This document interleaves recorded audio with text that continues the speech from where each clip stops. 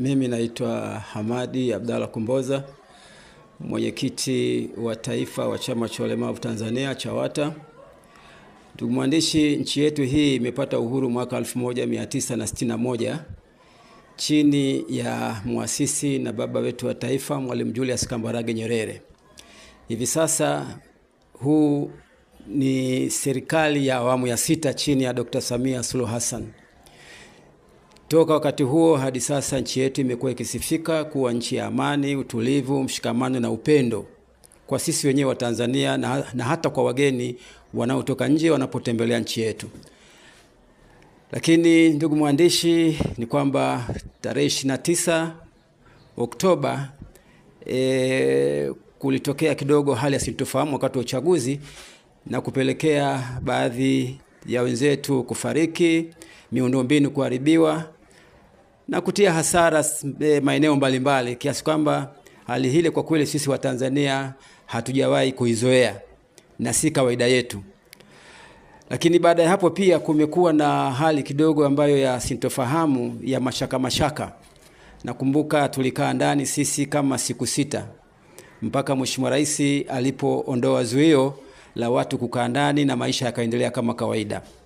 Lakini baada ya hapo kukawa na vitisho huko mbele kwamba maandamano yatakuwepo siku ya sherehe za uhuru wa nchi yetu 9 Disemba. Lakini bahati nzuri nchi ikapita katika hali ya utulivu.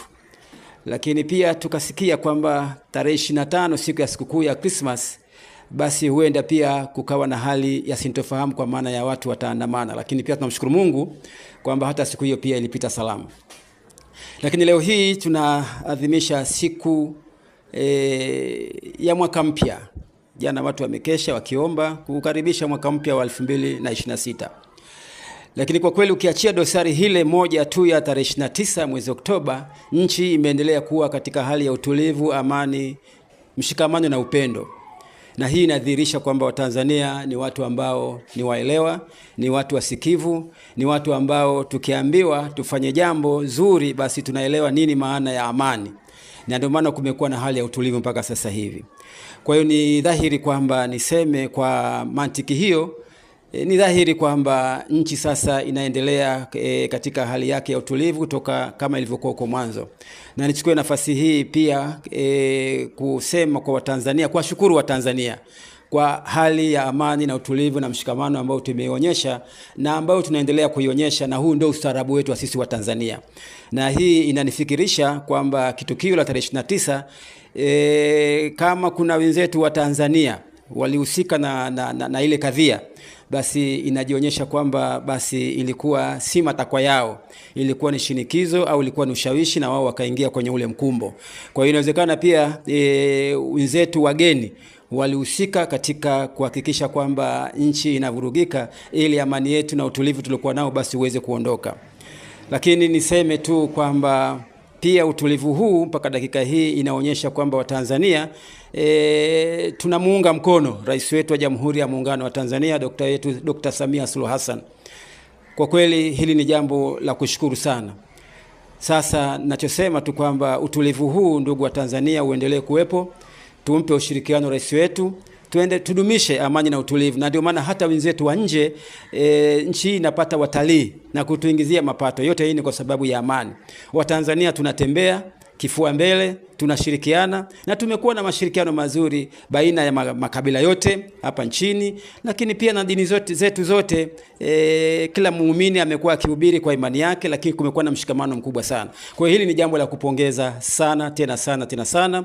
Kwa ni jambo ambalo la kuungwa mkono, lakini kikubwa kama wanavyosema ni kuendelea kutoa ushirikiano wa hali ya juu. Watanzania tuwe kitu kimoja.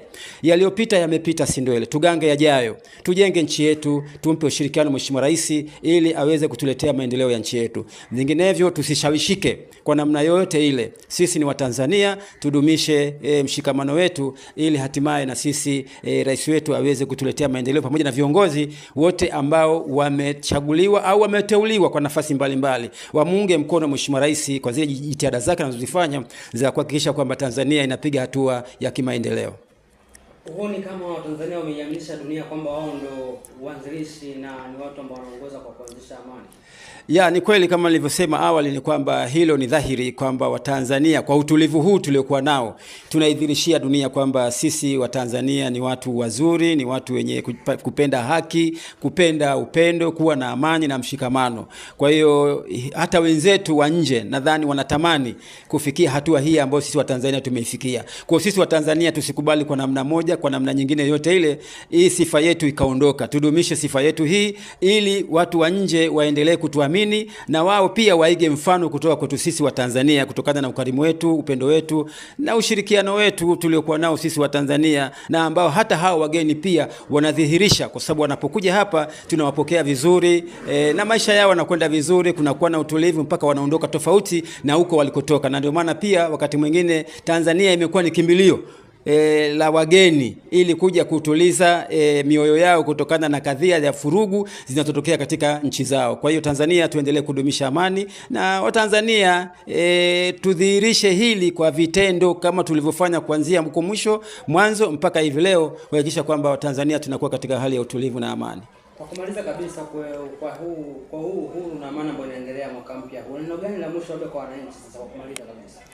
Asante ndugu mwandishi, kikubwa ni kusisitiza tu mambo hayawezi yakafanyika. Hatuwezi kupiga hatua ya kimaendeleo, hatuwezi kufanya jambo lolote bile kama nchi itakuwa haipo katika amani. Tunaona wenzetu, mataifa yetu ya wenzetu huko nje yanavyohangaika kila siku, mabomu, risasi, watu wanauana, njia hazipitiki, ni ghasia tupu tu. Lakini sisi amani yetu na utulivu wetu ndiyo inayotupelekea sisi kufanya mambo yetu vizuri zaidi katika ufanisi mkubwa na kupiga hatua za kimaendeleo. Leo hii ndugu mwandishi, umeniita hapa kuja kufanya mahojiano mimi na wewe. Nimetoka nyumbani salama, magari yanatembea vizuri tu, wananchi wanafanya shughuli zao, waliopumzika nyumbani wamepumzika, nchi imetulia vizuri tu. Kwa hiyo hili ni jambo la kupigania kwamba Watanzania tudumishe amani. Ndugu zanguni, amani ikipotea kwa kweli hakuna kitakachofanyika. Kwa hiyo wito wangu mimi kwa Watanzania, ukiachia wenzangu wenye ulemavu, lakini Watanzania kwa ujumla,